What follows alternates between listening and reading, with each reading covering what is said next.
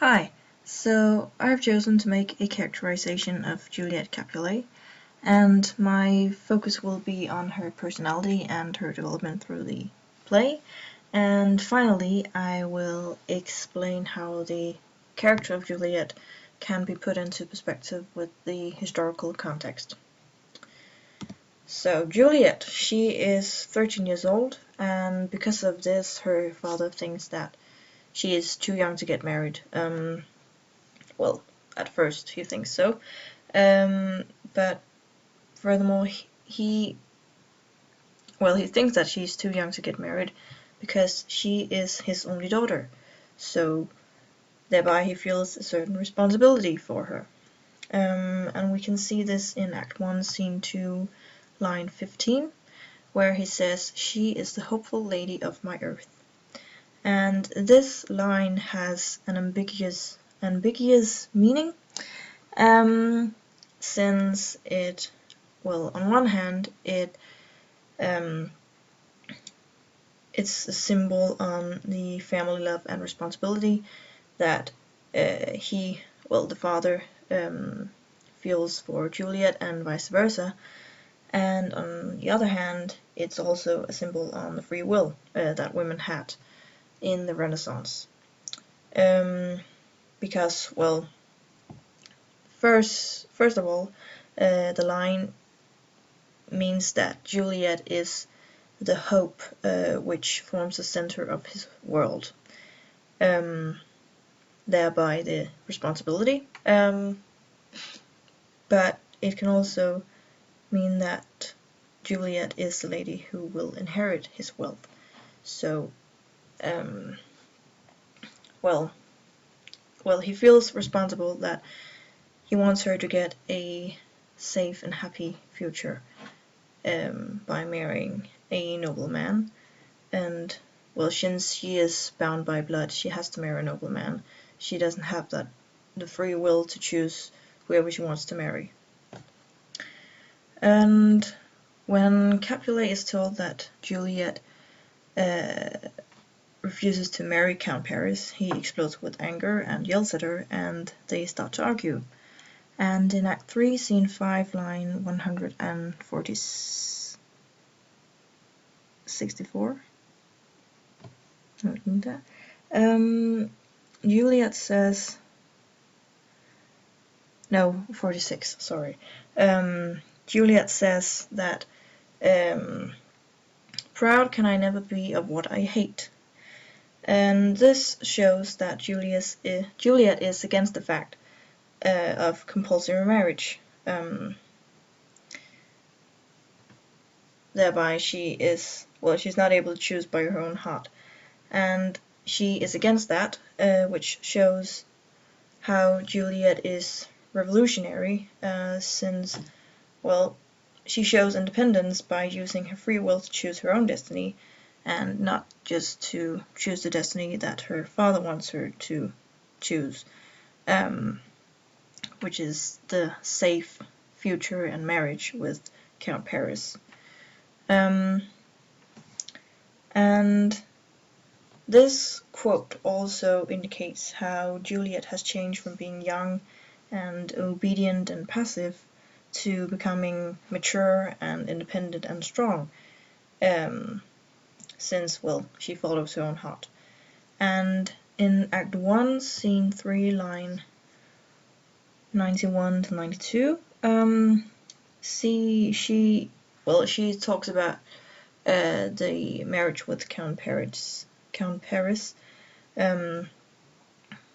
with her mother and the nurse, and she says, "But no more deep will I dot my eye than your consent gives strength to make it fly." This line means that, she says that she will go no further in love except with her mother's permission. And by saying this, she shows passiveness, since she explains how she won't show more compassion and commitment in the relationship with Count Paris than her parents allow. She says this in the beginning, and then later in Act 2, she says, "Deny thy father and refuse thy name, or if thou wilt not, be but sworn my love, and I'll no longer be a Capulet." This is from the balcony scene, where she talks about her impossible love for Romeo. And, well, it's very interesting because here she is willing to give up her name and her title and her family and the respect that she has as a noble and a Capulet just to be with Romeo. And by saying this, she shows eagerness and courage, and, well, she's not being passive or distant as she was before. And she sort of breaks the traditional pattern of norms in society by being willing to change her own destiny and she uses her free will to follow her own heart. And even though she is speaking to Romeo, the words deny and refuse also, they still underline how eager she is to enter this relationship. And the words sort of describe the conflict in acting against the predetermined destiny that she has, being a Capulet. And in Act 1, Scene 5, line 193 to 110, we have the first conversation between Romeo and Juliet.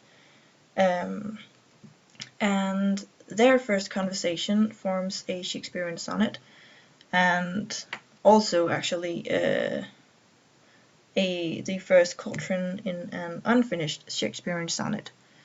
And it's Romeo who starts the sonnet, and then Juliet continues the sonnet, and then it goes on, and then the conversation ends with a kiss. And then we have the first quatrain, and then they kiss again.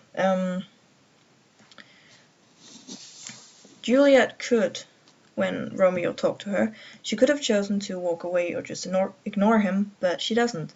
She is far from passive in this sonnet. She matches him with witty comebacks and, well, for example, by calling him a good pilgrim, and she even sort of hints that his advances are welcome. For example, by saying, "Then have my lips the sin that they have took." This is just, they have just kissed the first time, and then by saying this, she encourages him to kiss her again. She says that her lips have taken the sin from his lips, and then she shows that, Shakespeare shows that Juliet is not a Petrarchan heroine. Because in the Renaissance, the typical heroine was a Petrarchan heroine, and that was someone who was passive and sort of dismissive and, unattainable. And they had the whole idea about the lady on a pedestal. However, Juliet is passionate and audacious and sexually desirous, and she's strong and independent. And the picture of a modern heroine sort of explains why the character of Juliet is still relevant today. She is independent and she dares to take the risk to create her own destiny and not follow a predetermined destiny. And she wants to take advantage of her free will as a noble in order to determine her own life and future. And by doing this, she shows, she's resourceful and she's courageous. And the whole idea of a resourceful and courageous heroine was a very revolutionary idea during the Renaissance. And, the fact that the romantic heroine could be like this shows that she is also someone who would fit into the 21st century. Yes.